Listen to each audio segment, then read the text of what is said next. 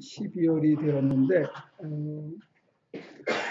지난 거의 한 달 동안 양성론이라는 주제로 계속 말씀을 전하고 있는데 양성론이 먼저 나오고 예수 그리스도가 생긴 게 아니거든요. 예수 그리스도가 누구냐라는 것을 400년 동안 고민하다가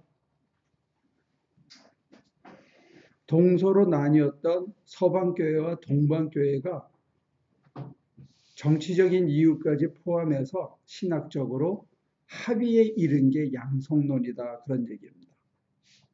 이해가 됩니까? 그 정리를 제일 먼저 전제하고 출발해야 될 것 같아요.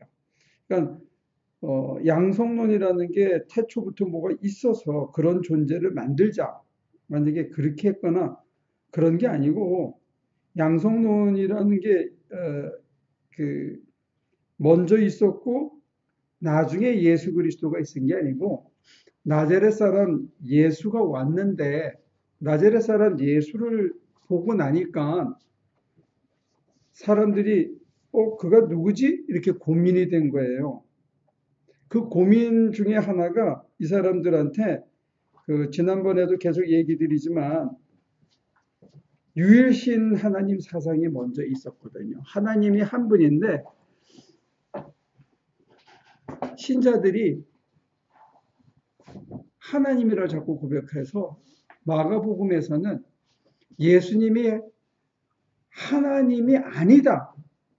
동시에 특별한 분이다. 하는 것을 위해서 사람의 아들이라는 개념을 도입을 했어요. 마가복음에 인자라는 것. 그거는 구약에 나오는 인자라는 단어가 이스라엘 공동체 전체를 뜻한다면 마가복음에서는 인자가 이렇게 해서 예수님이 자기 스스로를 가리키는 언어로 마가복음에서 채택하거든요. 그때 인자 사람의 아들은 사람이라는 뜻이 아니고 신적인 존재임에도 불구하고 하나님 자신이라고 하기에는 뿐만 아니라 시저나 고대 근동에 있던 영웅들하고는 다른 어떤 특별한 이런 개념으로 예수를 가리키기 위해서 인자라는 개념을 썼어요. 그리고 바울은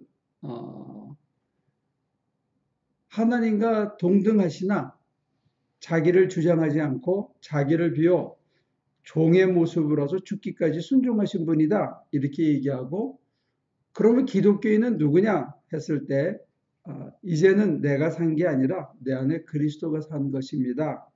내가 믿을 때 십자가에 그리스도와 함께 죽고 이제 하나님 안에서 삽니다. 그래서 그리스도와 관계적인 측면에서 내가 누군지 기독교인의 정체성이 뭔지를 그렇게 설명했었어요. 그러니까 그런 맥락에서 보면 성경의 증언은 요한복음 같은 경우는 특별히 아버지와 나는 하나이다 이런 증언이 나와요. 그 다음에 바울 서신에 보면 소위 한참 후반에 갈수록 삼위일체를 추론할 수 있는 성부, 성자, 성령의 어떤 요소가 소위 말하는 독솔로지라 그래가지고 편지 맨 끝에 안부 인사에 축하와 축복의 인사문으로 그게 등장을 해요. 그러니까 삼위일체 교리가 먼저 생긴 것도 아니고 양성론 교리가 먼저 생긴 것도 아닙니다. 그게 하나의 교리로서 공인되기까지는 무려 400년, 500년이 걸렸다는 거예요. 하루아침에 된 게 아니라는 거예요. 그러니까 예수님이 있었고 그가 누구냐 고민하던 사람들이 그분에 대해서 특별히 무슨 인자라든지 그분에 대해서 하나님과 동등하시다든지 자기를 비워 종으로 왔다든지 이스라엘을 구원하실 메시아라든지 하나님의 어린 양이라든지 별의별 호칭으로 다 불렀던 거예요. 근데 그 호칭으로 부르면서 내가 누구냐, 믿는 자는 누구냐 하는 관계적인 개념에서 예수와 나와 더불어서 할 수 있는 공동된 개념을 만들었는데 그것 중에 하나가 바로 양성론이다. 근데 양성론이 왜 중요하냐 했을 때 제가 특별히 중요하게 생각하는 이유는 성화라든지 거룩해진다든지 하나님과 하나 된다고 했을 때 이 양성론은 굉장히 중요하다는 거예요. 근데 우리들의 입장에서 양성론을 받아들이기 힘든 게 어떤 논리적인 제한 때문에 그래요. 그게 무슨 얘기냐면 여러분과 제가 논리 늪에 빠져 있는데 나는 인간이다. 아멘입니까? 나는 인간입니다. 그 다음에 나는 신입니다. 이건 아멘이 안 되잖아. 그죠? 나는 인간입니다. 그러면 아멘이 되고 나는 신입니다. 그러면 아멘이 안 돼. 왜? 내가 신이 아니라는 걸 뻔히 알거든.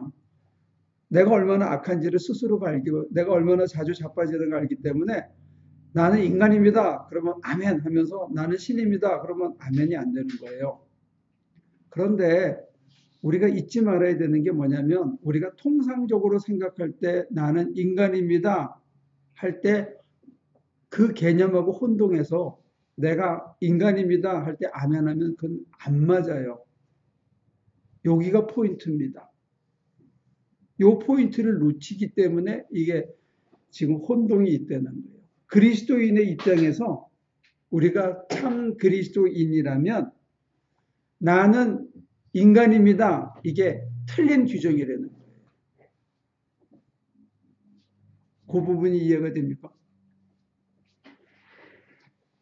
장집사님, 이해가 됩니까? 나는 인간이면서 인간이 아닙니다.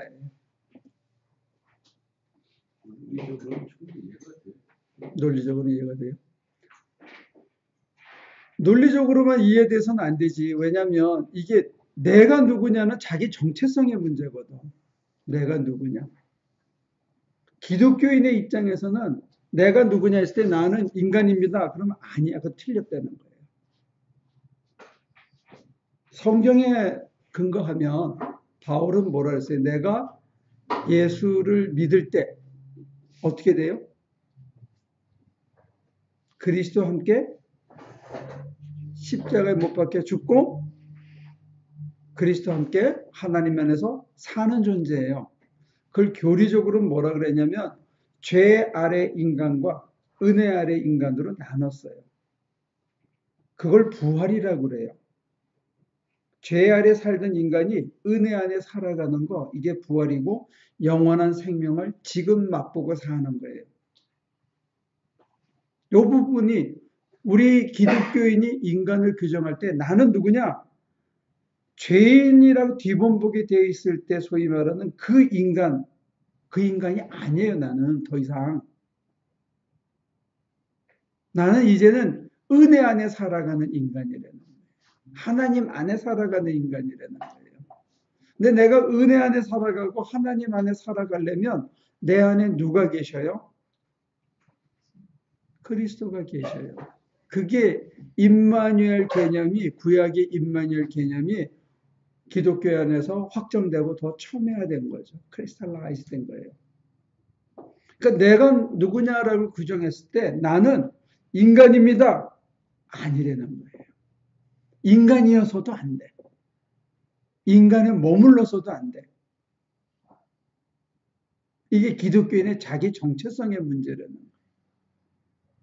여기서 우리가 혼동이 있기 때문에 내가 신이다 하면 저거 이단하냐? 이런 소리가 바로 나오고 내가 인간이지. 그러다가 보니까 임마누엘이라는 개념도 희미해지고 이제는 내가 산 게 아니라 내 안에 그리스도가 산 것이라는 개념도 희미해져. 바울은 조금 더 직선적으로 얘기를 해요. 우리 고린도 그게 어디지?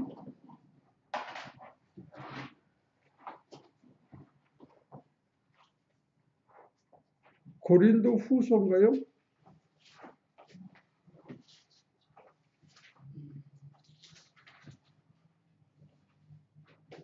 가시 얘기가 나오는 데가 있지요. 이 가시가 사라지도록 고린도 후서 12장 9절 누가 한번 읽어보시겠습니까? 고린도후서. 그러나 주님께서는 내게 이렇게 말씀하셨습니다. 내 은혜가 네게 족하다. 내 능력은 약한 데서 완전하게 된다. 그러므로 그리스도의 능력이 내게 머무르게 하기 위하여 나는 더욱더 기쁜 마음으로 내 약점들을 자랑하리라.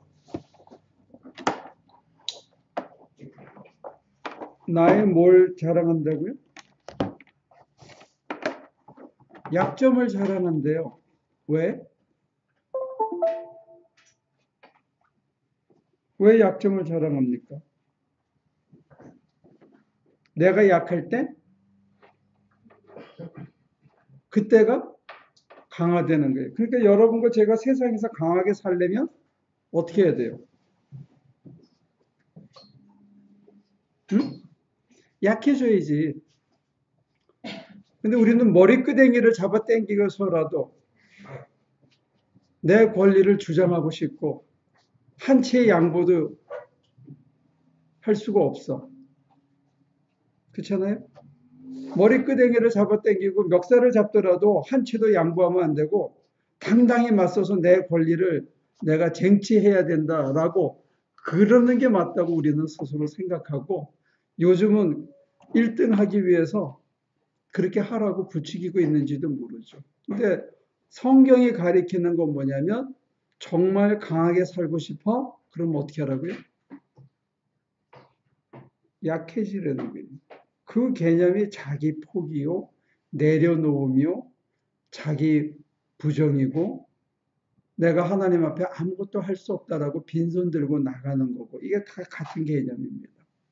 내가 아무것도 할 수 없다고 전적인 무능과 전적인 타락을 하나님 앞에 고백하고 하나님의 은혜 없이는 내가 아무것도 할 수 없다라고 얘기할 때 하나님의 은혜가 내 안에서 충만해져서 내가 비로소 세상을 이번에 그 정병준 목사하고 어제 같이 일을 하면서 저한테 그러더라고요.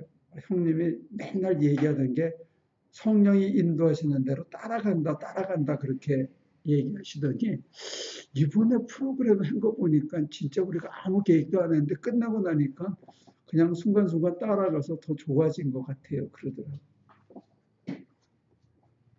난 그 순간순간에 자기가 할 수 있는 최선을 다할 뿐이지 미리 어떤 아웃컴을 예정해 놓고 하면 사실 제가 보면 우리가 이민교에서 참 좋은 프로그램을 했었는데 그게 뭐냐면 트라스티아스예요. 근데 그걸 처음부터 제가 비판을 한 게 뭐냐면 이게 1990년대에 나온 한창 유행을 했는데 비판을 한 이유는 뭐냐면 결과를 예측하지 마시오. 어떤 결과가 나오기를 예측하고 글로 몰아가면 성령의 역사를 제한합니다. 그리고 더 중요한 거는 이 프로그램 자체가 끊임없이 변해야 됩니다. 이 두 가지를 놓쳤다 이게요. 자기가 어떤 예상된 결과, 요 자리에서 이렇게 하고 발을 딱 씻겨주면 거기서 뿅 가겠지. 그 다음에 간증하게 하고, 그 다음에 짜자잔 가족들이 딱 나타나가지고 허깅하고 이 감동의 연속을 연출해 나가는 거, 그거를 끊임없이 바꿔야 된다는 거예요. 그 프로그램 자체가 진화돼야 되고, 우리가 예상하지 않은 결과가 나와야, 그러니까 여러분들이, 응? 그날 간증을 들을 때, 멀쩡하게 생긴 여자가 서가지고, 어느 날 제가 학교 갔다 왔더니, 그럴 때 그냥 이렇게 헉 하잖아요. 우리의 예상을 뛰어넘는 이런 것들이 충격으로 다가올 때 우리가 얼기설기 만들어 놓은 그 가건물들 그게 그렇게 소중한 줄 알고 내가 붙들고 만들어 놓은 게 일시에 지진에 무너지는 그런 충격을 경험하잖아요. 나는 그렇게 소중한 줄 알고 나는 든든한 줄 알았는데 소위 말하는 shaking foundation 흔들리는 터전 위에다가 집을 져놓고 우리가 흔들리지 않는 걸로 생각하고 살아간다 이게. 근데 그걸 일시에 무너뜨려 줘 버리거든요. 근데 문제는 뭐냐면 우리는 자꾸 내가 인간이라고 고집을 하고 예수님만 참 인간이며 참신이고 예배라고 만드니까 그분하고 우리 사이에 거리가 있고 나가 자꾸 인간이라고 얘기하니까 신이 역사할 틈이 없어져 버리는 거예요. 그게 비성서적이라는 생각을 못 해요. 성경은 우리 안에 하나님의 씨앗이 있고 내가 약할 때 그때 강화되는 거예요. 로마서에서도 지난주에도 얘기했지만 하나님의 아들의 형상과 동일한 모습이 되도록 예정하셨고 예정하신 자를 택하셨고 택하신 자를 영화롭게 하셨다 이게요. 누가? 이미 하나님이 하나님에 관한 이 모든 서술법은 현재 서술형이며 동시에 명령형이에요. 네가 그러니까 그렇게 하라는 거예요. 된다고. 근데 우리가 못 믿어. 왜? 내가 내 꼴을 보면 사실 나도 그래요. 내가 내 꼴을 보면 내가 어떻게 신적 인간이 되고 내가 어떻게 거룩해지겠어. 이게 안 되는 거예요. 그래서 웨슬레가 얘기하는 성화. 제가 표준 설교집을 보면서 아, 이 사람이 이래서 여전히 개신교 틀에 있었구나 라고 본 게 뭐냐면 계속 하나님이 일하시니까 우리도 일해야 된다. 내가 내 구원을 위해서 일하지 않으면 하나님도 나를 구원하실 수 없다. 이것만 강조했거든요. 그것도 한쪽에 있어요. 근데 다른 쪽에 내가 내 구원을 위해서 도대체 하는 게 뭐냐 했을 때 빈손 들고 내가 아무것도 할 수 없으니까 하나님 앞에 죄된 그 죄 지은 마음만 가지고 빈손으로 나가는 거 이게 내가 내 구원을 위해서 하는 거예요. 이게 동일한 얘기라고. 근데 우리는 내가 무슨 선한 일을 하고 집을 지어주고 여성 목회자들을 초청해가지고 밥을 사주고 그거 아니라는 게 그거 하면서 끊임없이 내가 하는 게 아니라고 내가 할 수 없다는 걸 고백하면서 따라가는 거 이걸 얘기하는 거예요. 이게 혼동되지 않았으면 좋겠어요. 그러니까 지지난주에 우리 장 집사님 그다음에 전태호 집사님 계속 질문하는 게 이게 우리가 되겠냐? 아, 나는 쓰레기예요. 아니에요. 우리가 할 수 있는 내가 약할 때 그때가 강하다는 얘기 뭐냐면 하나님 내가 또 실패했어요. 하고 그 밤에 좀 여러분들 양해하고 들으세요. 우리 장혜곤 집사님이 아이 난 쓰레기야. 그래서 소주를 2병 먹고 완전히 해롱해롱 하면서 하나님 내가 이래요. 내가 이것밖에 안 돼요. 근데 어떻게 해요? 내가 기도할 때라면 당신밖에 없는데. 이게 진솔한 기도예요. 거기에서 역사가 일어난다. 거기서 질문 하나 있습니다. 네, 하십시오. 이게 참 오래된 스스로에 대한 질문인데도 답을 못 구했어요. 사실은 제가 왜냐하면 어떤 이렇게 살면서 어떤 문제들을 이렇게 공책을 할 때 그 문제들을 통해서 자기 자신의 내면을 성찰을 하게 되는 경우가 많잖아요. 근데 그 시간이 지날수록 그 성찰의 그 강도나 그 내면을 보는 게 굉장히 더 깊이 가는 경우가 많은데 제가 가장 거기서 그 아주 미묘한 차이이면서 굉장히 큰 차이가 그러니까 저번 주에 목사님이 뭐라고 얘기하셨냐면 양성론을 얘기하는데 그 순간에 사람에 대한 습관이나 또 생각에 대한 패턴들을 얘기하셨단 말이에요. 그런데 어떠한 문제들을 막 이렇게 생겨가지고 굉장히 괴로워하고 사느냐 죽느냐 막 그러는 뭐 어쩌고 저쩌고 이러다가 뭔가 딱 깨달았단 말이에요. 그런데 그 순간마다 제가 느껴지는 게 아 이게 하나님 은혜구나 이렇게 하는 순간 그 뭔가 그 넘어가서 정말 인간의적인 어떤 그 기본적인 거를 봐야 되는 순간에 글로 싹 빠져서 정말 중요한 것들을 놓칠 때가 있다는 거예요. 그런데 그거를 그 하나님이라고 예, 은혜라고 이렇게 딱 얘기하는 순간은 내가 이거 아니라고 하면 내가 죄인인가?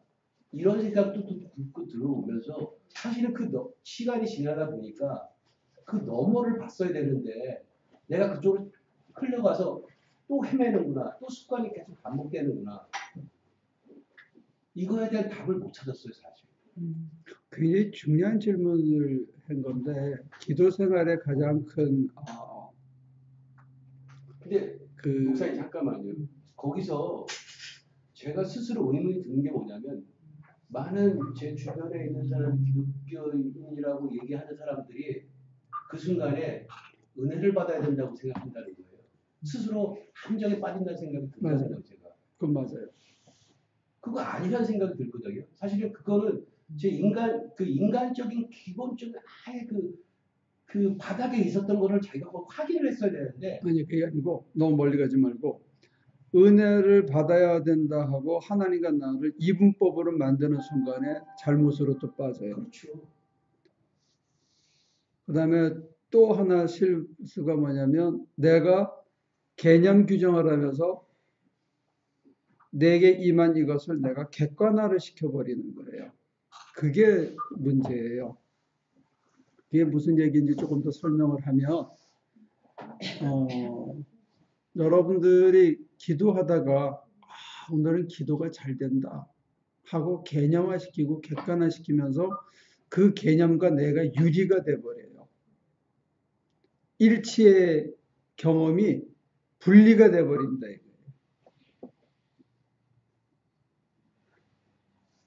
하원연일치로 그때로 그 순간을 즐기고 받아들이고 수용하면 되는데 그때 내가 빠져나오면서 뭐라고 얘기하냐면 야 오늘은 기도가 정말 잘 되는구나.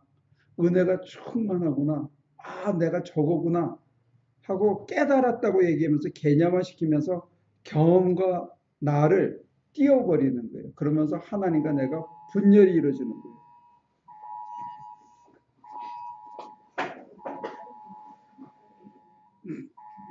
난리가 났어요. 됐습니까? 무슨 얘기인지? 근데 그거는 자기 생각 아닌가요? 자기가 살아나 버려서 하나님과 내가 분열이 생겨버린 거예요. 근데 그렇게 하도록 우리가 배웠어요. 은혜 받으라고. 그러니까요. 성령을 구해라. 부르짖어라. 성령이 내게 임한데서 나는 여기 있고 성령이 위에서 더 씌운다고 하는 프레임워크로 계속 공부를 하고 배우고 훈련을 받은 거예요.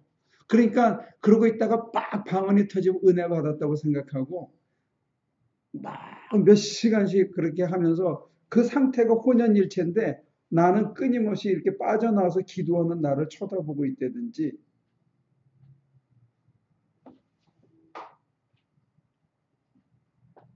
그러니까 하나님하고 나하고 혼연일체의 주객합일의 인식이 불가해져 버린 거예요. 주객이 나눠져 버린 거예요. 내가 주인이 되고 주체가 되고 서브젝이 되고 하나님이 객체가 되어지는 거예요. 그러면 아까 얘기로 다시 돌아가면 그리스도인이 된다 하는 얘기는 나는 인간이다. 반점이네. 50점. 나는 어떤 존재냐? 나는 인간인데 그 인간 안에 누가 계시다? 그리스도가 계신 게 나야. 그리스도가 안 계시면 내가 아니야. 빠꾸인 거예요. 그 문제는 뭐냐? 그리스도가 내 안에 있는 게 느껴져야 되는데 이거를 느끼려고도 안 하고 느끼지도 못하고 느끼는 영적 감각도 없는 게 문제지 개념 규정이 잘못됐기 때문에. 제가 질문하고 좀 다른 답이 나오나. 근데 지금 이쪽부터 갔다가 내가 다시 갈게요. 지금 제가 쭉 강의하고 있는 게 내가 누구냐를 개념 규정을 할 때 내 안에 그리스도가 있는 게 나라고 받아들이기가 참 어렵다는 거예요. 근데 내가 그리스도가 내 안에 있고 내가 그리스도 안에 있는 걸 나라고 하면 은혜 이렇게 막 하다가 뭘 다 깨달았을 때 깨달은 자체가 누구냐 했을 때 그리스도와 함께한 내가 나와 함께한 그리스도가 함께 깨달은 거거든. 그 깨달은 상태를 유지하면 되는데 깨달은 상태를 개념화시키면 그거는 과거가 돼버린다. 그 상태로 살아내야 되는데.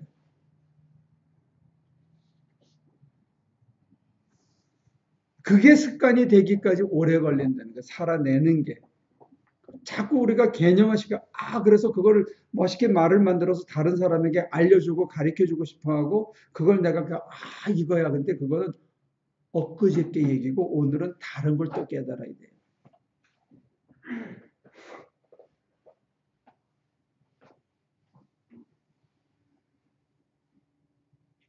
여성 목회자들한테 아무리 은혜를 받아도 하루가 지나면 마루 까는 일로 내 일상으로 돌아와야지.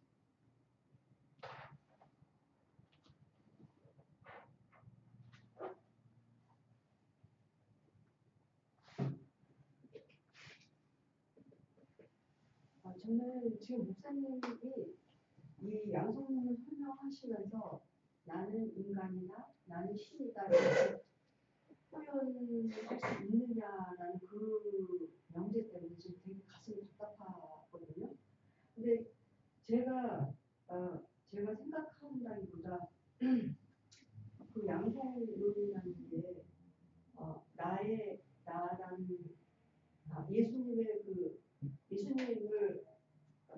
의 정체성을 우리가 얘기를 할 때 그분의 본질은 인간성이 충만한 사람이며 신성이 충만한 사람이다라고 얘기를 하는 것처럼 저는 맨 처음에는 목사님 설명이 그렇게 받아들여졌는데 지금은 아까는 나는 인간이다라고 하는 게 맞느냐, 나는 신이다라고 하는 말에 동의할 수 있느냐라고 하니까 그 문장을 그렇게 두 개로 나누어서 표현해야 되는데 맞느냐 하는데 제가 지금 말장난에 지금 제 말장난에 지금 이렇게 휩싸인 것 같은데요.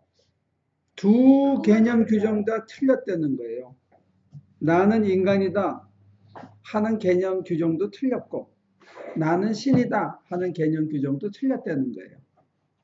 양성론이 먼저가 아니고 예수가 먼저였고 예수에 대한 디스크립션에 성경에 여러 가지 다양한 표현이 있었고 그것이 400년이 지난 다음에 양성론으로 규정됐는데 그 규정된 속에 제가 고집하는 건 뭐냐면 이건 저의 학설인데 고집하는 건 뭐냐면 예수 그리스도에 대한 규정이며 동시에 인간에 대한 규정이라는 거예요. 어떤 인간? 예수 안에 살아가는 인간에 대한 규정으로 그렇게 봐야 일관성이 있다는 얘기를 드리는 거예요.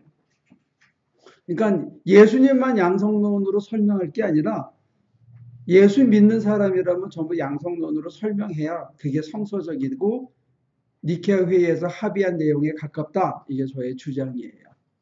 믿거나 말거나. 교회사 교수들은 제가 틀렸다고 할 수도 있고 조지신학자들은 말이 되냐라고 얘기할 수도 있어요. 철학적으로는 그걸 togetherness, 공제라고 불러요. 신성과 인성이 우리 모든 존재 안에 함께하고 있다. 정도의 차이만 다를 뿐.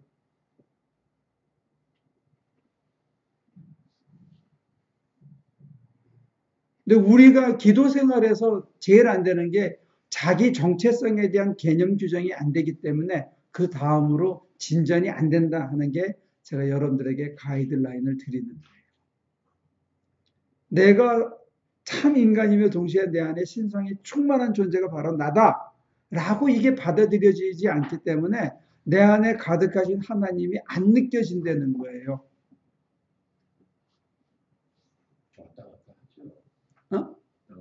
왔다 갔다만 해도 다행이지. 감각이라도 이게 불꽃이 한번 튀면 언젠가는 되거든. 근데 이 개념을 받아들이기 어렵기 때문에 그 감각으로 나가기가 어렵다는 거예요. 이성이 분명한 사람일수록 이 전환이 안 이루어지면 이게 어색하고 이상한 거야. 받아들여지지가 않는 거예요.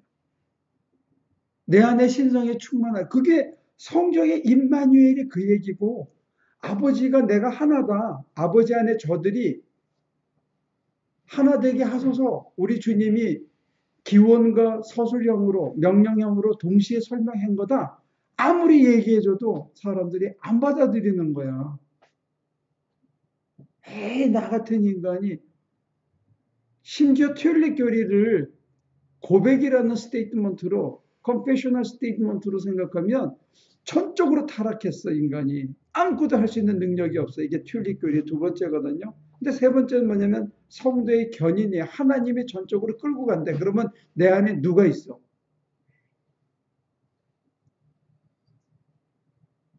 하나님이 꽉 차 있는 거예요. 그래야 견인을 하지. 안 그러면 하나님하고 나하고 분리가 돼 버리는데.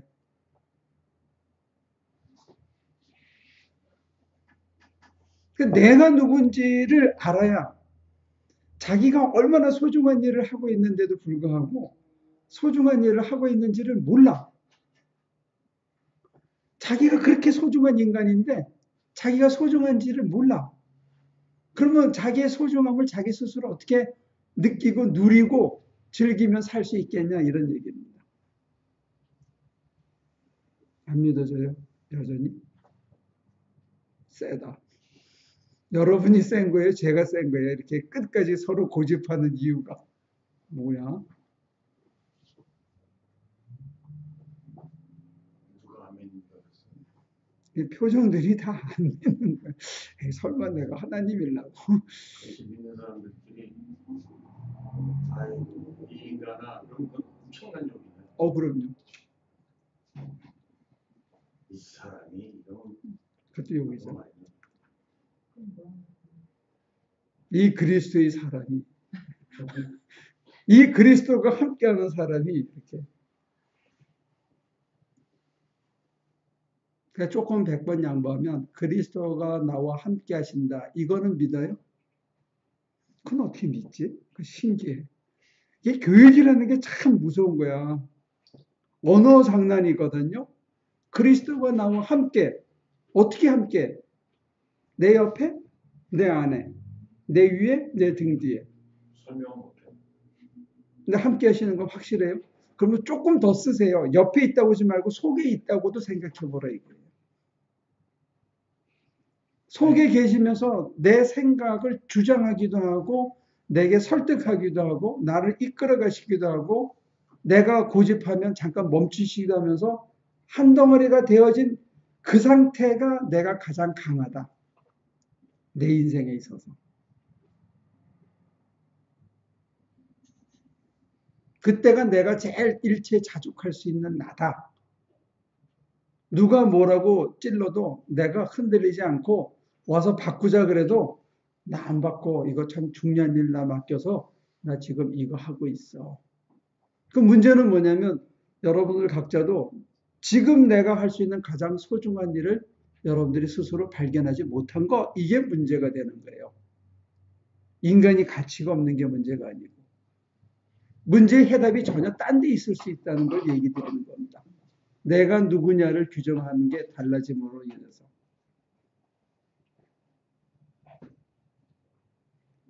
내 안에 예수님 있고 나를 예수님한테 내어드리면 예수님이 나를 끌고 가실 거 아니에요. 그러면은 나는 내가 결정을 하지 않고 끌려다닐 거라고 손을 들고 있는데 네. 그러면 그냥 하루하루 되어지는 게 그렇게 사는 거예요? 아니면은 어떤 액션을 내가 취하지 아침에 일어나서 세수하고 이런 거 말고 그러니까 그런 것조차도 나는 그냥 손들고 있어요. 그런데 예수님이 내 안에 계세요. 그런데 그분이 나를 이렇게 저렇게 인도하신다는 거를 어떻게 알죠? 그때 오는 위기가 무력감이에요. 무력감. 그 경계가. 이모셔널 다운이 돼가지고 못 움직이는 그 경계까지에서 왔다 갔다 하는 거라고요. 실천적으로는. 내가 방방 뜨고 내가 급해서 내가 좋아서 내 이익을 위해서 내가 설치는 게 꼭대기에 그건 금바퀴라면 가장 바른 라인은 아무것도 못하고 그냥 있는 상태에서 밀려가는 거예요. 그 서울대 종교 철학과 교수님가 배치련인가 네. 그분이 옛날에 뭘 한 걸 제가 한번 들어봤었거든요. 근데 그분은 뭐라 그랬냐면 내 옆에 있는 사람이 예수다. 그래서 나는 그 말이 그냥 괜찮아 보였어요. 그래가지고 그냥 오늘 전화해서 누가 만나자 그러거나 또 누가 뭘 하자 그러거나 그런 게 예수님이 소리인가 보다. 그리고 내가 웬만하면은 뭐 누가 만나자 뭐 하자 하면은 거절을 잘 안 해요.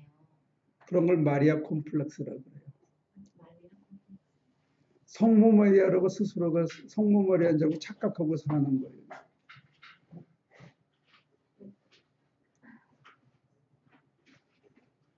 옆에 사람이 어떻게 예수가 될 수 있어? 예수처럼 섬기려는 거지. 근데 옆에 놈이 도둑놈일 수도 있죠. 우리 진을 뽑는 놈일 수도 있고. 그분이 의도하신 바는 조금 더 심오한 뜻이 있겠죠. 그러다 실제로 우리의 진을 빼고 우리의 등을 치고 우리를 악용하는 인간들도 우리 주변에 있죠. 근데 예수님이 내 안에 계시면 그걸 다 막아주실 거 아니에요? 너 그걸 왜 막아줘요? 지 욕심이 앞서서, 지 잘난 체가 앞서서 한 걸음이라도 먼저 가면 그냥 놔두죠, 자빠지게. 그러니까 그 감각이 굉장히 중요한 거예요, 그 감각이. 근데 그 감각의 출발점이 뭐냐면 자기 개념 규정, 자기 정체성에 대한 규정과 인식과 인지가 수용이 먼저여야 된다는 거예요. 제가 너무 성서의 언어를 들써서 여러분들이 더 이해하기가 어려운가?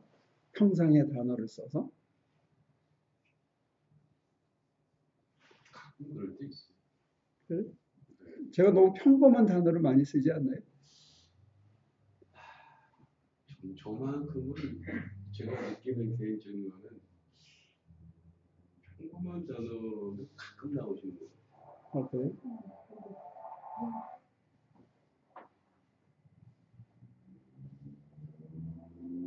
남이 하자는 대로 딸려서 살면 그걸 헤테로놈이라 그래요. 타율적 인간이라 그래요.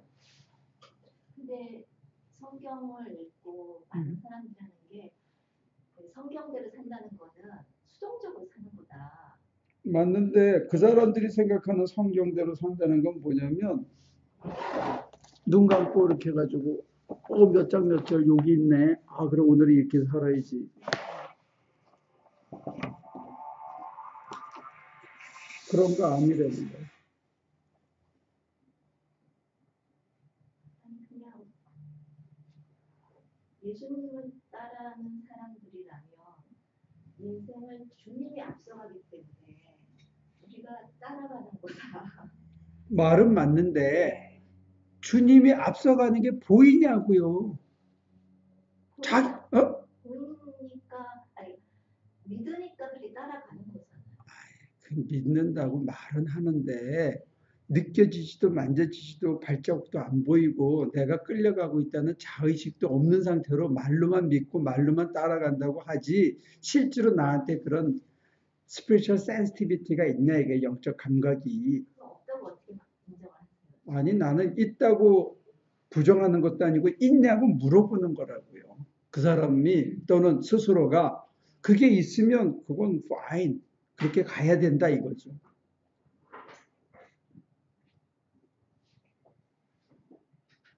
지금 말로 하는 건 별 의미가 없고 적어도 나의 정신질환이어도 좋으니까 나의 confessional statement가 나는 그거 보고 따라간다 이렇게 우겨야 된다 이게 자기는. 그리고 실제로 자기는 만져야 된다 이게요. 기도 생활이라는 거는 실제로 자기는 만져야 되는 거예요. 남이 어떻든지 간에. 이건지 저건지 모르겠어요. 그냥 궁금하니까 교회 올라오지만 실제로 이거 차 타고 올라오는 이 순간 모두를 주님이 이끌어 가신지 난 잘 모르겠어요. 그러면 잘 모르는 거예요.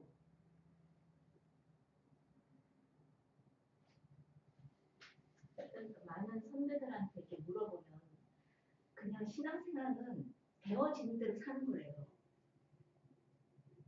그러니까 배워지는 대로 내가 뭐 어떻게 따라가느냐 막 이런 걸 물어봤더니 그냥 배워지는 대로 따라가서 뭘 흐르듯이 배워지는 대로 따라가는 거라고. 굉장히 심오한 얘기이기도 하고 네.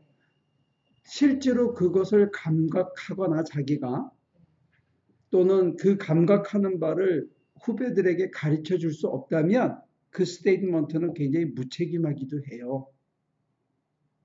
우리는 두 가지 책무가 동시에 있어요. 하나는 내가 하나님 앞에 따라가야 하는 책무와 내 뒤에 오는 후배들을 잘 인도해야 할 책무가 동시에 있는 거예요. 이게 특권이기도 하고.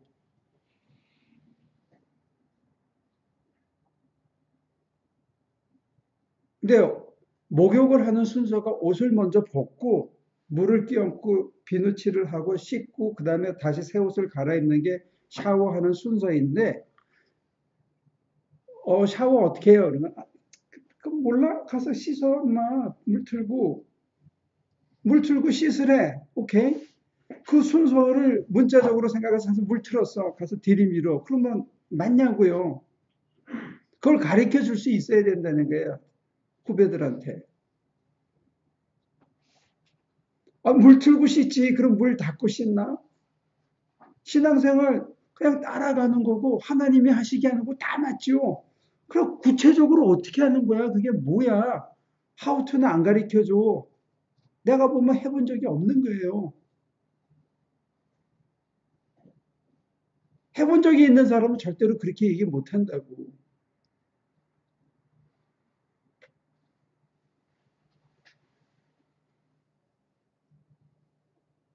나는 그게 안타까운 거예요.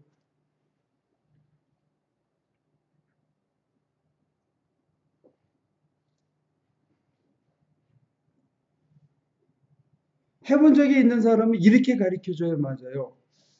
나 뭐 해야 될지 모르겠어요. 그럼 앉아 있어.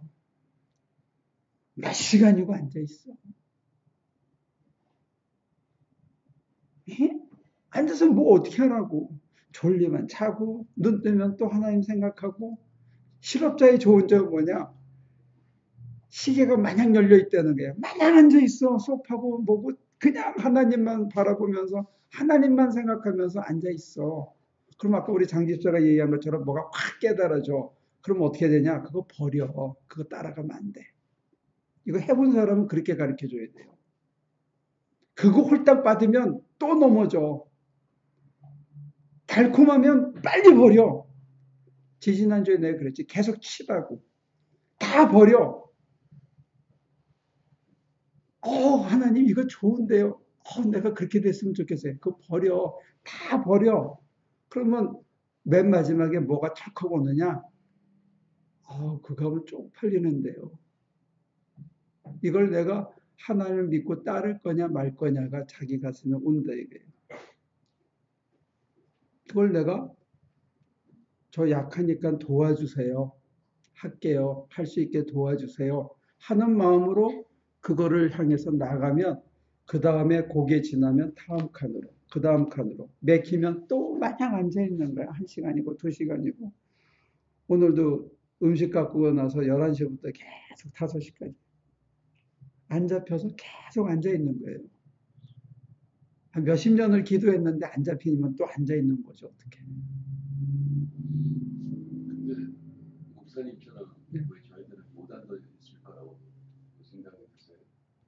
나는 실업자고 여러분들이 지금 직업이 있으니까 못하는 거고 저긴 실업자니까 내가 지금 더 숏컷을 가르쳐 주는 거고 거기는 실업자가 아니면 어떻게 되냐면 운전대 붙잡고 기도해야 되는 거야. 방법이 달라요. 망치질 하면서 계속 목사님이 이거 뭐 제 생각이긴 하지만 그냥 앉아있다는 게 몇 시간 또 앉아있다는 거 굉장히 힘든 일입니다. 왜냐하면 앉아있으면서 별의별 생각들이 막 들기 때문에 가만히 있을 수가 없거든요. 근데 가만히 있을 수 있는 그 앉아있기까지의 그 도달하기까지가 굉장히 힘든데 그 과정을 설명 없이 그냥 쑥 넘어가시잖아요, 항상. 앉아있어. 온갖 잡생각이 다 나. 결론은 앉아있으라는 게 맞는데 그 과정에서 이렇게 좀 디테일하게 하면은 저희가 소화하기가 제가 조금 나을 텐데 사실 그냥 앉아있으라는 게 굉장히 힘든 거예요. 장 집사님한테는 지지난주에 구체적인 방법을 얘기해 드렸고 오늘은 조 집사님한테 구체적인 방법을 얘기 드리는 거야. 장 집사님한테는 앉아있을 때 온갖 생각이 나오면 자기가 언더스탠딩으로 뭔가를 알고 받아들였다며 그러면 그렇지 않은 모든 생각은 다 쳐내는 거야. 그래서 참 평안이 올 때까지 앉아있으면 돼요.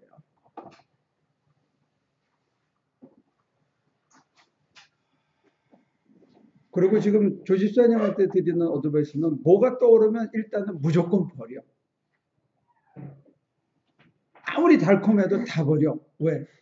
예수님 외에는 다 버리는 거예요.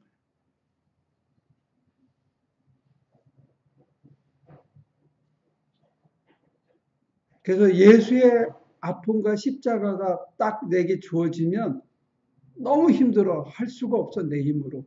그러나 그 순간에는 누가 가르쳐 주지 않아도, 아, 이건 내가 해야 할 일이구나 하는 게 수용이 되어지는 때가 온다, 이게. 아, 이거 하라고 그러시나 보다 하는 게 저절로 와. 그 전까지는 달콤한 것들이야. 하면 내 얼굴도 살고, 재밌고, 남들에게도 모양이 나고, 뽐도 있고, 그런 것들인데, 그런 건 다 쳐버리라는 거예요. 더 이상 어떻게 구체적으로 얘기해 줘. 아, 참. 목사님, 이제 같은 질문인데, 목사님은 그 어느 단계에 갔기 때문에 그렇게 얘기할 수 있고, 그렇게 이렇게 툭툭 이렇게 얘기하는데, 저나 아니면은 뭐, 가끔 그런 얘기에 그 빌건사와 같이 통화할 때 얘기할 때 보면, 사실 어떤 단계 부분에서 그 마음의 변화라든가, 생각의 변화라든가, 그 일상의 습관이나 이런 변화들이 목사님도 모르게 뭔가 이렇게 하나씩 변화되는 시점이 분명히 있었거든요. 그리고 그런 거에마다 그 앉아있을 때마다 다가오는 어떤 여러 가지가 있었는데 그럴 때마다 지금 아주 간단 명료하게 버려. 그것처럼 너무 쉽게 설명하는 게 없어요. 관상 기도를 하는 디테일하게 커플링, 가셔야죠. 센터링 프레어를 하는 사람들은 이렇게 어드바이스를 해요. 아주 쉬운데 딱 한 단어만 집중하고 그 외 모든 단어는 그 단어의 힘으로 다 렛고하게 하는 거예요. 아무 생각도 안 나게. 그리고 맨 마지막에 그 단어로 인해서 주님과의 합의를 체험하는 거예요. 이게 센터링 프레어의 방편론인데 나는 그 방법이 위험하다고 생각하는 사람 중에 하나예요. 그래요? 네.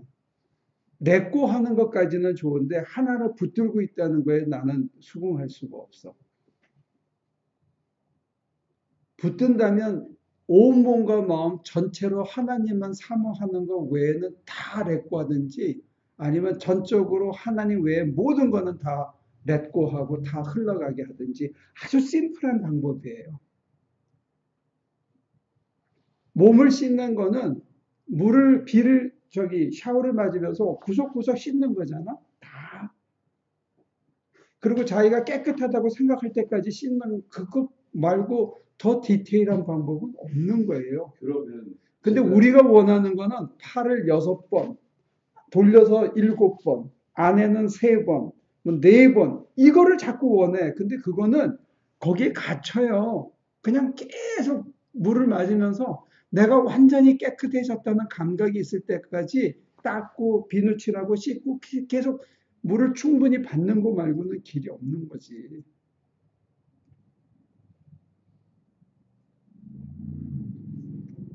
그러니까 목사님이 가장 쉬우면서 가장 결정적인 대답을 주신 건 알아요.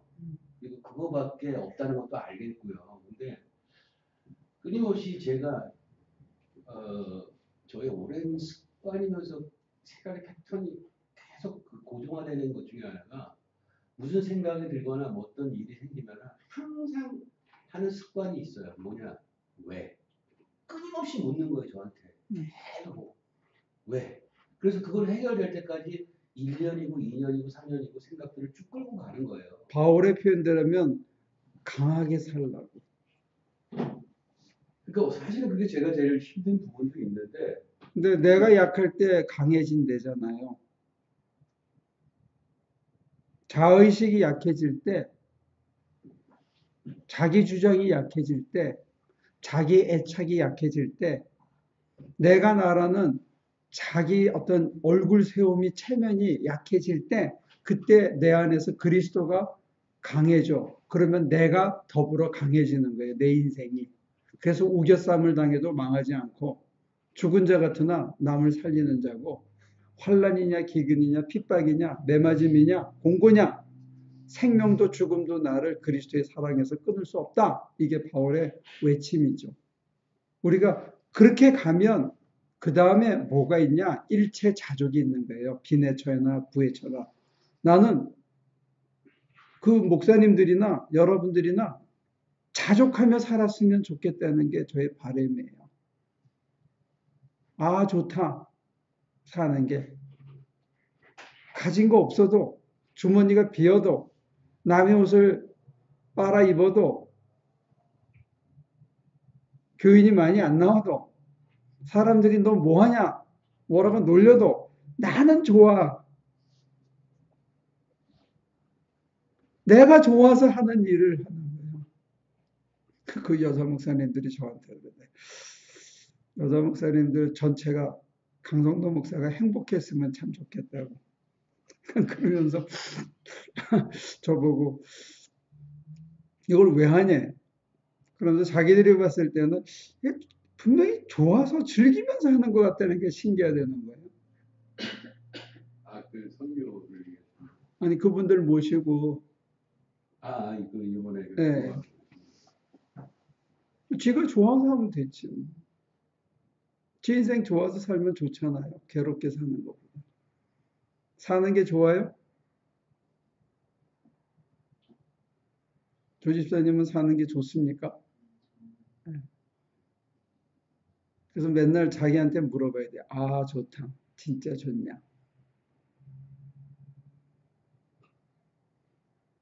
내가 하고 있는 일이, 내가 사는 모습이, 내 삶의 자리가, 아, 좋다.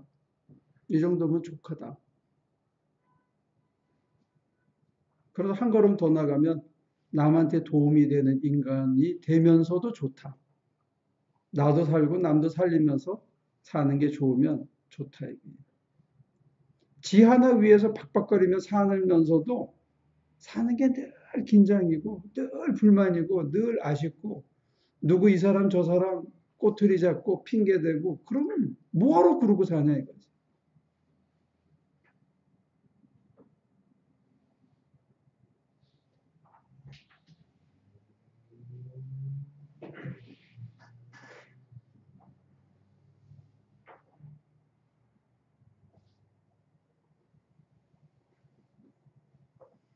좀 불편해도 좋다. 뭐 어떻게 되겠지. 그러고 사는 거지.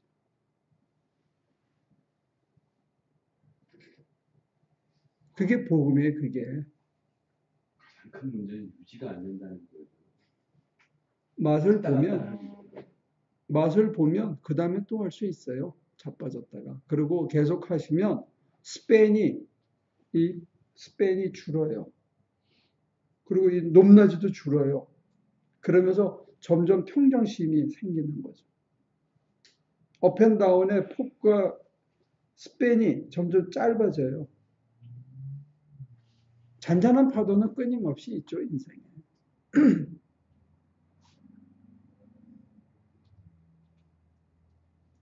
그래서 전에 제가 우리 식구들한테 그랬잖아요. 우리 하나교인들은 누가 봤을 때 약간 건방져 보일 정도로 그렇게 살면 좋겠다. 목사님을 잘못 만난 것 같아요, 제가. 왜? 그렇게 슬픈 소리라뇨. 저럴 수도 없는 입장에 만들어내셔가지고 정말 목사님이 잘못 다른 만난 교인들이 뭐라고 그래요?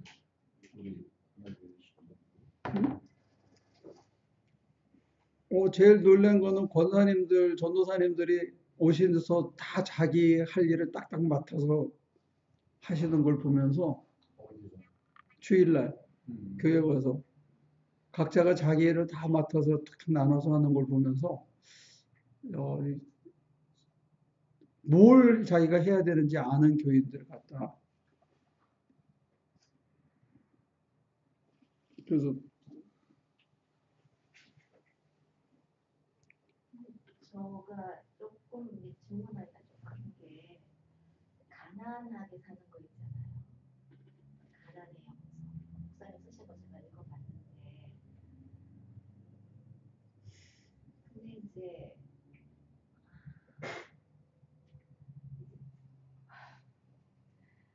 그 가난 그게 부유하게 살지 않았고 가난한 중산층으로 살았는데 이거를 내가 수용할 수 있을까 하는 그런 마음하고요. 것처럼. 그 다음에 이렇게 하루에 일당 10불 버는 사람하고 또 뭐 가수도 유명한 가수들은 해년 뭐 그러니까 옛날에 저 설교를 한번 들었을 때 개미하고 배짱이 얘기를 거미 얘기를 목사님 하셨어요. 근데 무슨 얘기 하셨냐면 옛날에는 땀을 흘리고 했다. 그래서 제일 부자로 살려고 그러면 우리 지대꾼들이 제일 부자로 살아야 된다. 가장 많이 땀을 흘리니까. 그렇지만 요즘에는 거미 시대다. 그래갖고 줄을 딱 쳐놓고 기다리면 정부가 이렇게 하면 돈을 이렇게 그러니까 가수들 하나하나 이렇게 뭐 왕창 본다거나 주식을 한번 뻥튀기를 한다거나 하면 이렇게 오랜 시간 기다렸다가 한꺼번에 돈을 걷어들이잖아요. 그러니까 이거를 내가 어떻게 이게 안 되는 거예요. 저희는 투자 쪽으로 돈을 벌었으니까 그러니까 거기에 대해서 아직까지 제가 정립을 못 시키겠어요. 가장 여기 와서 제가 좀 힘을 좀 부딪히는 게 뭐 가난이 무섭거나 그런 건 아닌데 내가 그런 말 하면 네가 가난하게 안 살아봐서 그래 이렇게 가난이 무서운지를 몰라갖고 그런다고 얘기를 하는데 가난이 무섭거나 가난하게 사는 게 겁나거나 그런 건 아닌데요. 그러면 내가 이때까지 돈을 버는 게 잘못 번 건가? 이거 다 버려야 되나? 뭐 이런 게 조금 아직까지는 좀 그런 게 있어요. 아직까지 정립이 장로님이 좀 대답 좀 해주시죠. 있어보지를 못해서 이자라고 할 수가 없어요. 그래요. 전태호 집사는 어떻게 생각해?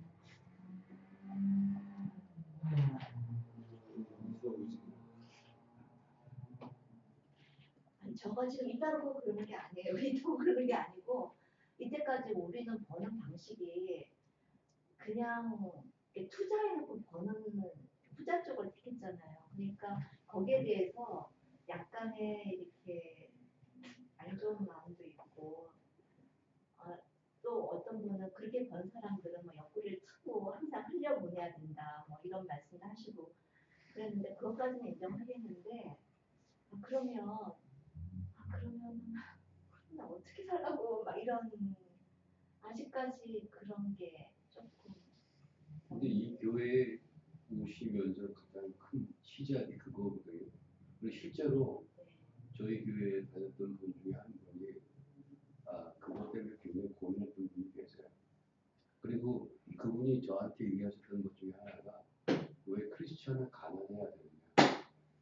그거 잘못된 거 아니에요. 그렇게 얘기했던 분이 계세요. 그러니까 가난을 저는 받아들일 수 있을 것 같아요. 가난을 받아들일 수 있고 제가 많이 누려봤다는 게 아니고 그냥 가난하게 살아도 재밌을 것 같다는 막연한 그 기대를 하고 있으니까 사람들이 저가 몰라서 그런다고 이제 그런 말을 하는데 별로 그렇게 무섭진 않아요. 왜냐면 내가 뭐 명품을 좋아하는 것도 아니고 뭐 비싼 걸 좋아하는 것도 아니고 그러니까 먹는 것도 비싼 건 안 좋아해. 고기 안 좋아하거든요. 그러니까 콩나물 좋아하고 뭐 이러니까 별로 이렇게 먹는 것도 돈이 안 들어갈 것 같고 렌트비가 조금 싸게 있는 데 가면은 별로 사는 거 힘든 것 같진 않아요. 그렇지만 나이 들면 해결되는데. 네, 그러니까 가난이 별로 무섭지는 않는 거예요.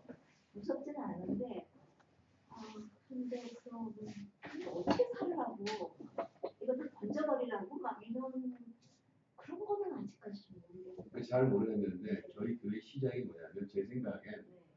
그렇게 의문의 시작이 시작되는 것 같아요. 끊임없이. 그러면서 계속 시간이 지나면서 목사님의 얘기에 대해서 뭔가 세뇌가 되고 그리고 나중에 한참 또 시간이 지나면 그럼 이건 개인적인 거에 다른 사람 다 틀리긴 하지만 세뇌가 되면서 맞는 것 같아서 왔다 갔다 하다가 미치겠네 이러다가 그 어느 순간에 그 첫 번째 그 의문은 풀려졌어요. 근데 잘 모르겠어요. 근데 저희 교회 시작이 제 생각엔 그 의문의 시작부터 시작되는 것 같아요. 그러니까 좋은 어떤 징조라고 생각이 돼요. 이게 생방송인데 목사님한테 세뇌당했다 그러면 뭐 우리가 이단이냐? 뭐 이런 얘기 하는 사람도 있어야 되는 거 아니겠어요? 교육을 받아서 배워서 이렇게 얘기를 해야지. 뭐 저도 사실은 저 고백으로는 맞는지 틀린지 몰라도 제 고백으로는 예수님한테 세대당한 거죠. 그 제 언어로는 제가 뭘 깨달아서 이 길을 가는 게 아니고 몰려서 가는 게 몰려서. 내가 힘드니까 내가 살라고. 나 덜 힘든데 찾아가다 보니까 돈도 명예도 사람도 다 헛되고 허망해지는데 허망해지지 않는 길이 뭘까 찾다가 무소유를 택한 거거든요. 하나님만 계신다면 좋은 건데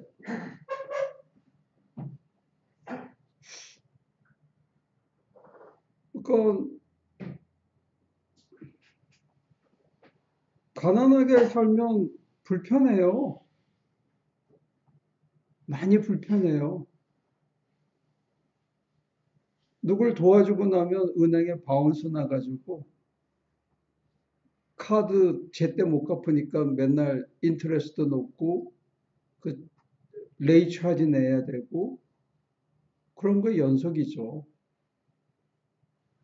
교회도 마찬가지예요. 선교비 보내고 나고 목사님들 사례비 제때 못 드리고 선교비 먼저 보내서 바운스 나면 언제까지 갚아라. 그러면 억지로 가서 갚아야 되고 다 불편하죠. 근데 이제 시간이 지나면서 그래 한 주, 두 주 지나면 또 채워지겠지. 이게 선한 일이면 해야지. 이런 생각으로 조금씩 바뀌니까 사는 거지. 발을 동동 구르면 그거 어떻게 살겠어요? 바운스 났다고 동동 구르고 큰일 난 거죠, 그건. 근데 어떻게 되겠지? 뭐 없는 놈은 비싼 이자 쓰는 거고 돈이 없으면 레이 피도 내는 거고 뭐 어떻게 써? 그리고 이제 그 과정을 지나면서 돈이 소중한 건 또 알고 교인들이 내는 헌금이 얼마나 어렵고 힘들게 내는 걸 알기 때문에 아껴서 쓰려고 그러고 더 선한 데 쓰려고 하는 것 뿐이죠.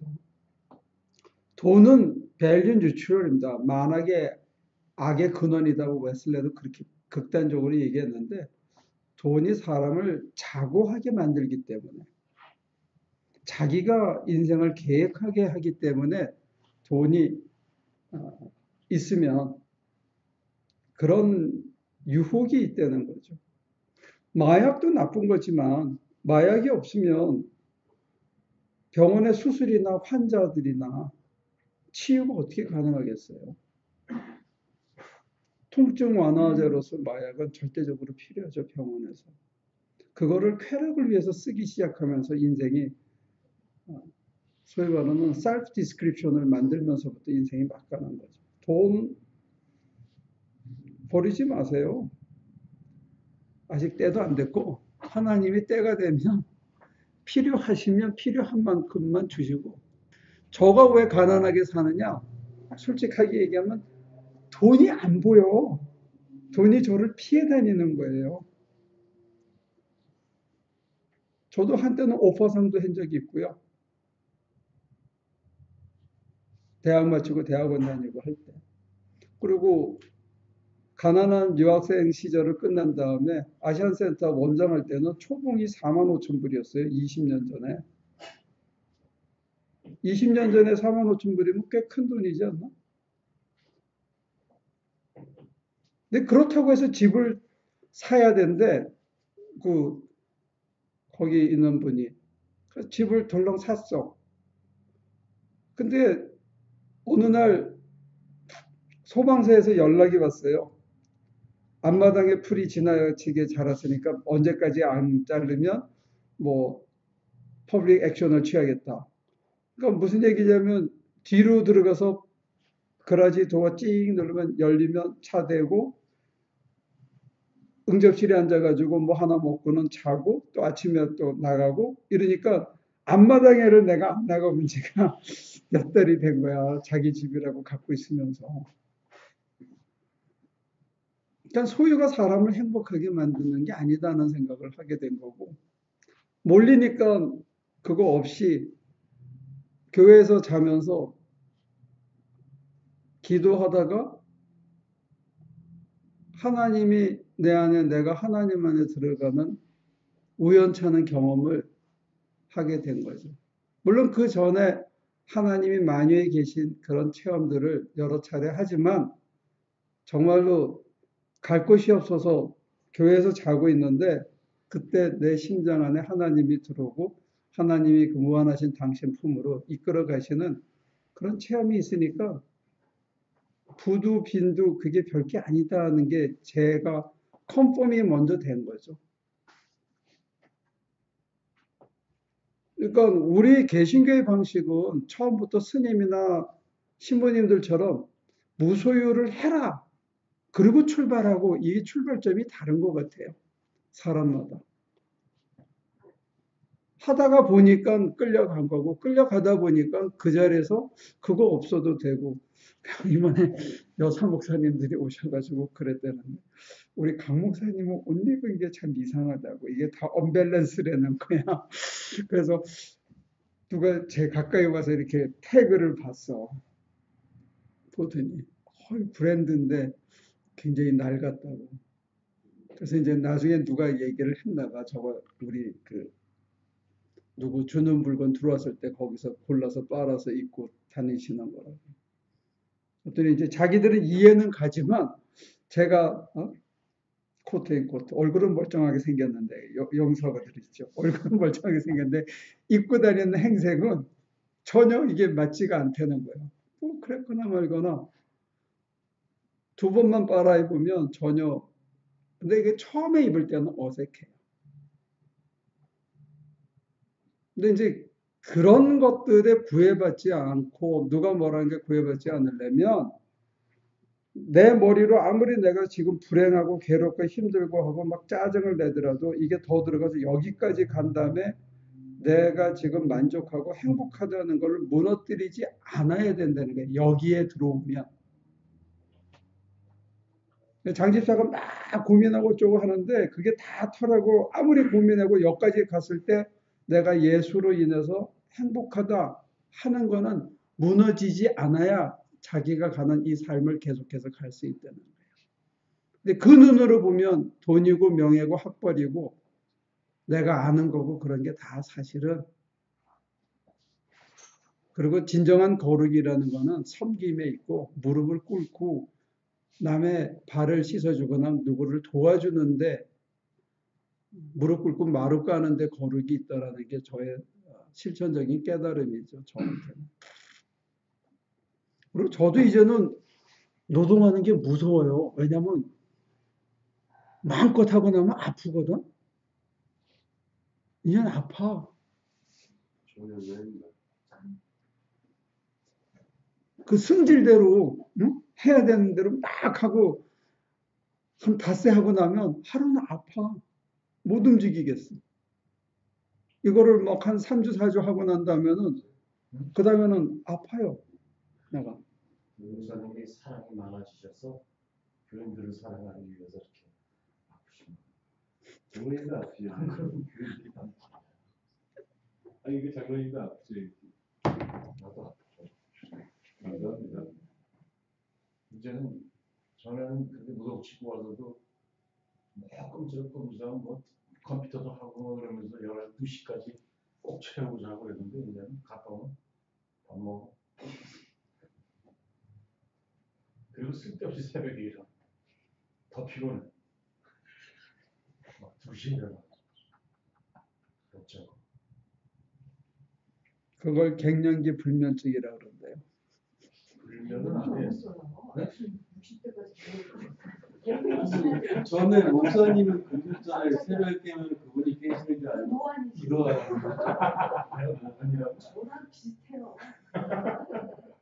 내 나이 때.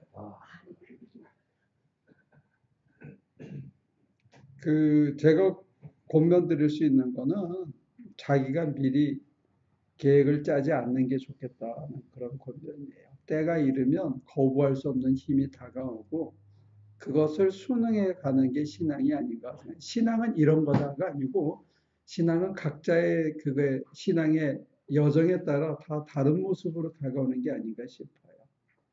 그리고 제가 오늘은 여러분들이 참 소중하다, 자기 스스로가. 내가 하고 있는 일이 참 소중한 일이다 하는 생각을 했으면 하고 권하는데, 특별히 내가 누구냐 했을 때 내 안에 그리스도가 함께 계신 내가 진짜 나다, 이거를 받아들이면 그다음부터 기도 생활이나 방법이나 이 모든 게 다 달라진다는 거. 근데 요거를 받아들이는 게 하나의 경계선상이라는 거예요. 우리 기독교인들이 이거를 못 받아들이는 게 있어요. 내가 누구냐 했을 때 나는 인간이다. 이거는 쉽게 받아들이는데, 아까도 얘기했지만 내가 누구냐? 그리스도와 함께 내 안에 계셔서 그분과 더불어 살아가고 있는 게 진정한 나다. 그러면 그 다음에는 그분이 네 심장에서 느껴지는가? 그분이 힘주시는 게 느껴지고 위로하는 게 느껴지고 이끌어 가시는 게 느껴지는가? 그걸 따라가는 거다. 그걸 느끼고 따라가는 사람하고 느끼지 못하고 그냥 엄벙댐벙 믿습니다 하고 따라가는 사람하고 똑같겠냐 이거죠. 근데 바울이 제시하는 하나의 구체적인 하우투는 뭐냐? 실천은 약해져라는 거예요. 자기 주장하지 말라는 거예요. 자기 고집하지 말라는 거예요.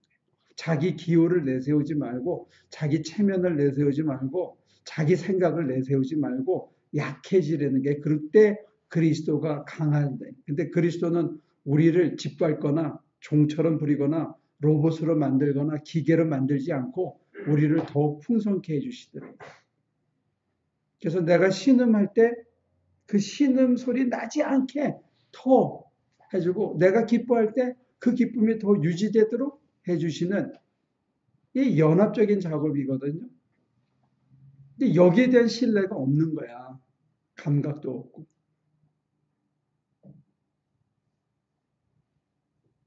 그러면 내가 그분을 리드해 간다는 생각을 해야 되는데, 우리는 내가 약해지고 그리스도가 나를 완전히 장악해서 그래서 제가 다음 주일날 하겠지만, 전능하사 천지를 만드신 하나님 아버지, 우리 사도신경 했잖아요. 그죠? 사람들은 반발하는데, 그 전능이라는 단어가 엘 샤다이.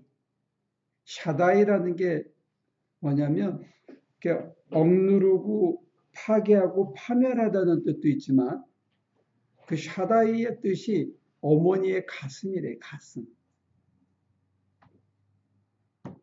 얼마나 의미가 달라요.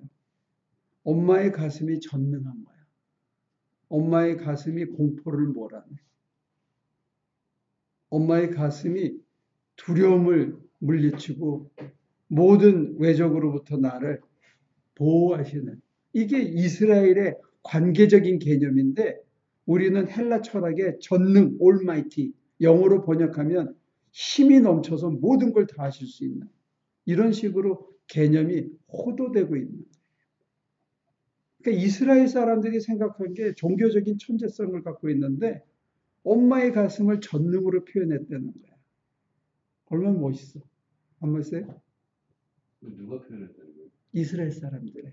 샤다이라는 어원이 여자의 가슴을 뜻한대. 엄마의 가슴. 하나님을 엄마의 가슴으로 표현한 거예요. 하나님의 엘로힘, 여호와 니시 할 때 하나님의 이름이 여호와 엘 이런 건데, 엘 샤다이가 전능이라는 뜻이거든. 전능하신 하나님. 근데 샤다라는 말의 어원이 그런 거래요. 두 가지 뜻이 다 있는데 그게 가슴이야. 엄마의 가슴.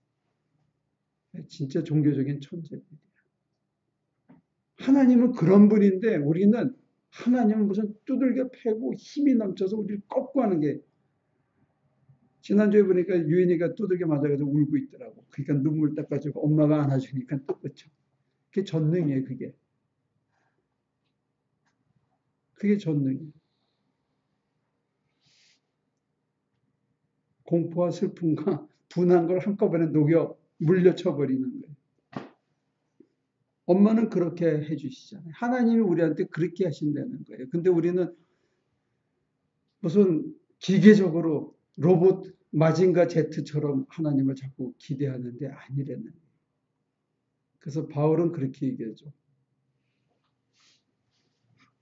유대인은 표적을 구하고 헬라인은 지혜를 구하지만 나는 여러분들에게 십자가의 미련한 것, 십자가의 연약함밖에 보여줄 게 없고 하나님의 미련한 것이 인간의 지혜보다 낫고 하나님의 힘없는 무력함이 인간의 능력보다 낫던 그게 십자가는 그게 엘샤다이예요. 우리가 그걸 믿고 따라가는 사람이고 그분이 우리 심장 안에 있는 거예요. 그러니까 우리의 방식은 어떤 면에서는 처절하게 보이는 거고 정말 힘없어 보이는 거고 망하는 것처럼 보이고 실패하는 것처럼 보고 다 주는 것처럼 보이는데 거기에서 힘이 나오는 게 거기서. 세상을 변화시키는 힘은 거기서 나오는데 이게 예수 그리스도의 가르침이라는 거예요. 근데 우리는 자본주의 방식으로 힘 있는 사람이 돈 있는 사람이 아래 것들을 갑질해서 부리는 방식으로 하나님의 방식을 자꾸 오해하고 있다.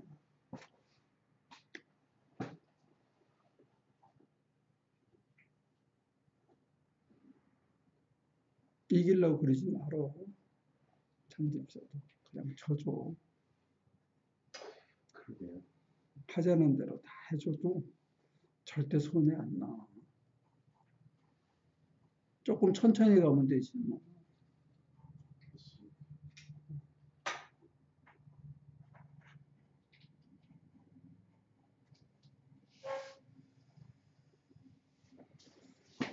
자, 이제 정리할까요?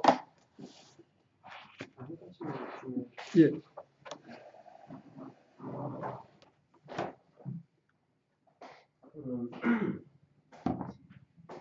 이렇게 놓아지면서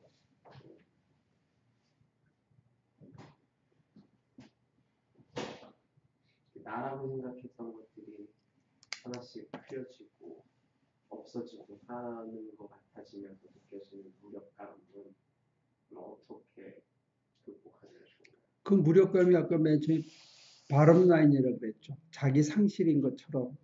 그다음에 내가 계획하고 내 기여가 없으니까 어떤 메리트가 없으니까 해야 할 동기부여가 안 되잖아요. 그거는 굉장히 실천적으로 중요한 부분인데 동기부여가 없고 보상이 없는 거예요. 현실적인. 그러니까 사람이 하나님이 말씀하실 때까지도 기다려야 되고 하나님이 앞서 움직인다는 감각이 있어야 따라가니까 맹해지고 멍해지고 그래요. 그게 굉장히 오는 그래서 거기서 조금만 더 들어가면 다운돼서 아무것도 못하고 심지어 학교도 못 가고 설교 준비도 못하고 그렇게 될 수 있는 그 경계가 있어요. 자기 방 하나 제대로 못 치우고 갈 수 있는 거기까지도 가는 거예요.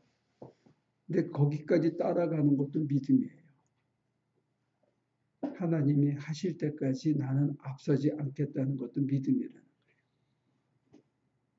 그래야 바운스가 나더라도 남을 도와줄 수가 있어요. 내가 내 걸 먼저 챙기지 않고 손해보는 것 같아도 하나님이 하실 때까지 기다릴 수가 있고 남을 앞서서 평가하거나 판단하거나 정죄하지 않을 수도 있어요. 자기 스스로의 문제뿐만이 아니고 다른 사람을 향해서도 그게 되는데 특히 목회에서는 사람을 미리 예단하는 게 가장 무서운 죄와 적 중에 하나들은 더 기다리고 더 쳐다보고 더 바라봐야 되는데 내가 미리 예단하고 싶은 유혹이 생겨요. 아, 나쁜 새끼. 그러면 안 쳐다봐도 되거든. 안 도와줘도 된다고. 근데 그걸 예단하지 말아야 하나님이 뭘 그 사람에게 하라고 하는지를 들을 수가 있거든.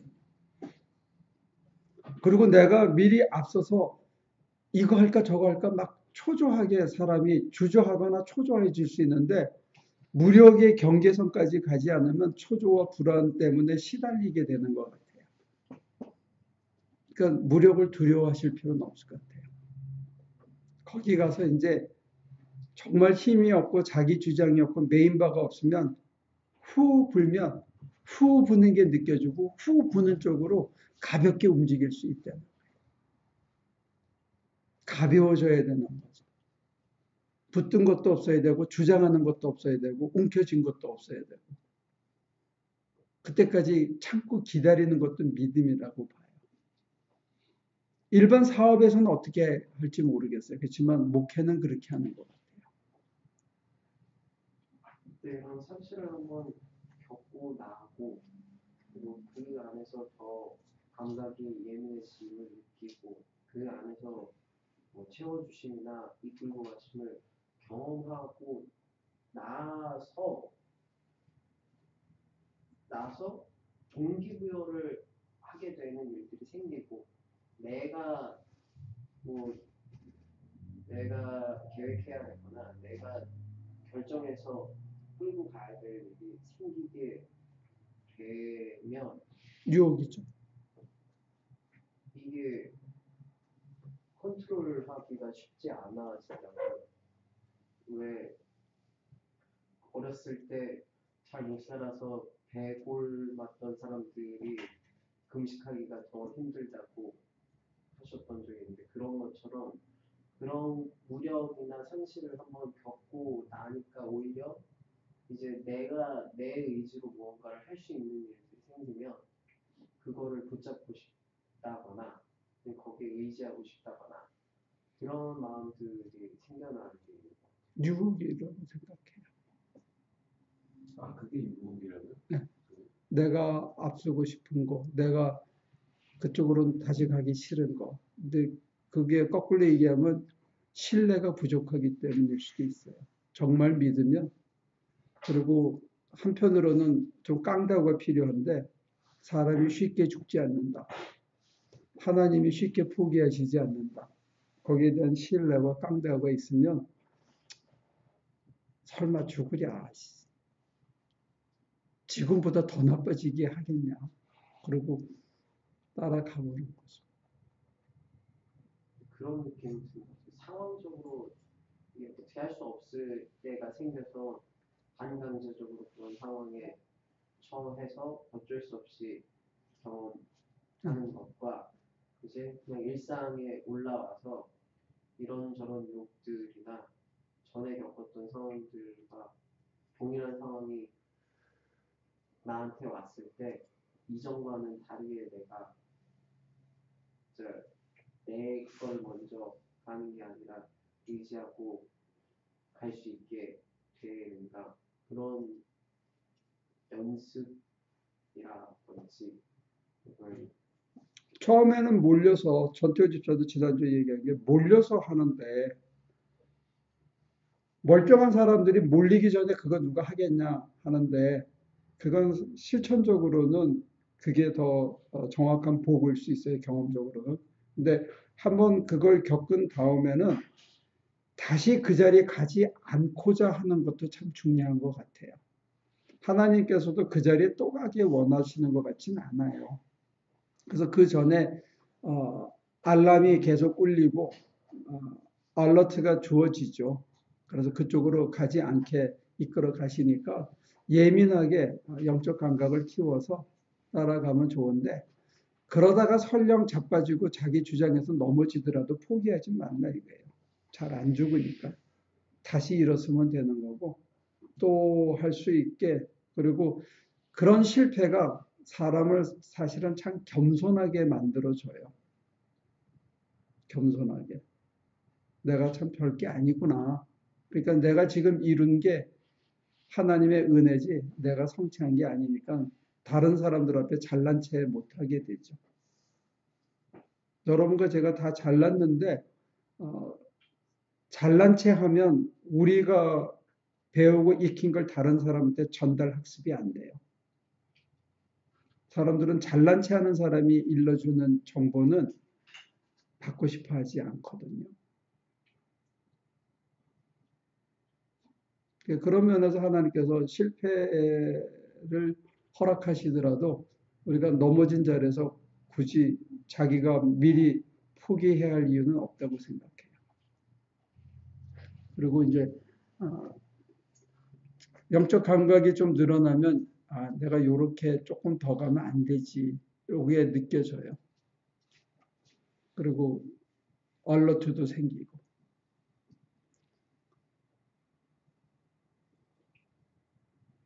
70번 노래하고 우리 마칩시다. 수고하셨습니다.